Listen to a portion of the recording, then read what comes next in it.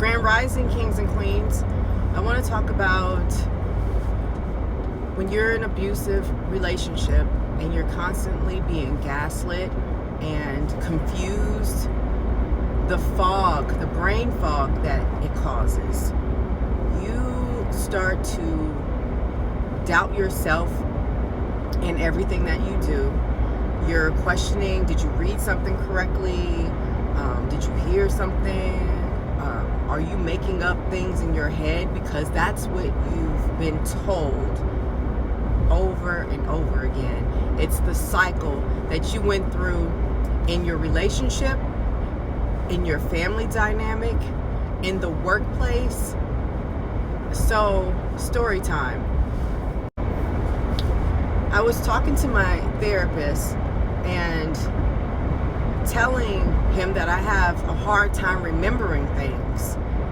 Simple things like the name of a particular cone that my daughters like for ice cream.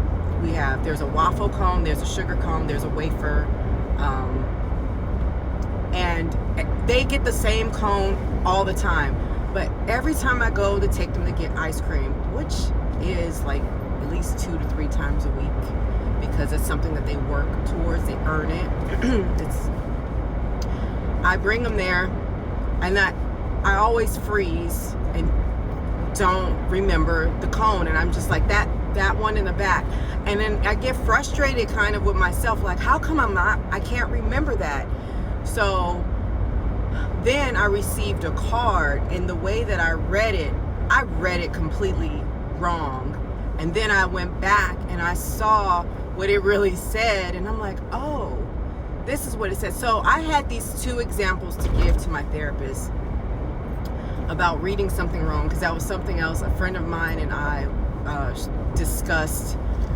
She was frustrated about, and she is also a survivor of narcissistic abuse, emotional abuse. We have expressed our difficulty or challenges for reading things differently, and I was like, you're not alone. Like we've been through some shit. We've been gaslit a lot. But not only that, when I was in high school, my high school counselor, she told me that I was dyslexic, but I didn't get any testing done to confirm that. I had went home and I told my mom about it. I said, I'm a dyslexic. My counselor just told me I'm dyslexic. And mind you, I was in the 12th grade at this point. Already had applied to colleges and ready to go to college. My mom was like, you're not dyslexic. You just need to focus.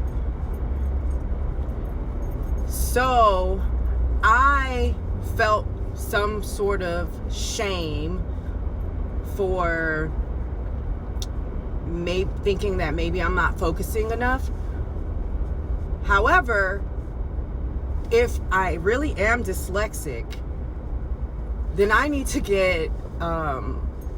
go through the testing just for my own peace of mind to know that. But so there's a possibility that the dyslexia, if I have it, plays into the like reading things differently, seeing words jump out of the page in a way that it's not in that order. And I've always saw it like that as a kid, so I believe I am dyslexic. However, if you have certain things going on with you, but you don't have the proper diagnosis, how are you able to live with that? How do you know how to treat yourself? How do you know how to move forward, right? How do you know how to be more gentle with these things that could be going on with you? You see, I read magazines from back to front sometimes. That's how I look at it. And that was another thing that my counselor had told me.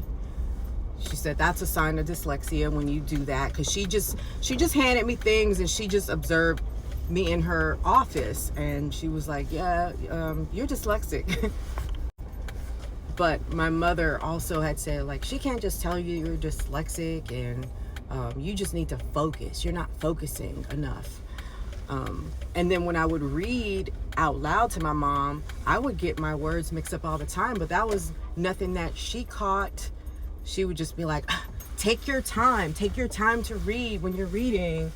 And I really felt I was like, I'm not a super fast reader. So that affects you when it comes to those long hours of test taking. So there's nothing to be ashamed of if you do have a disability like that, a learning disability that causes you to need more time. Take advantage of that stuff. Parents shouldn't be ashamed of it.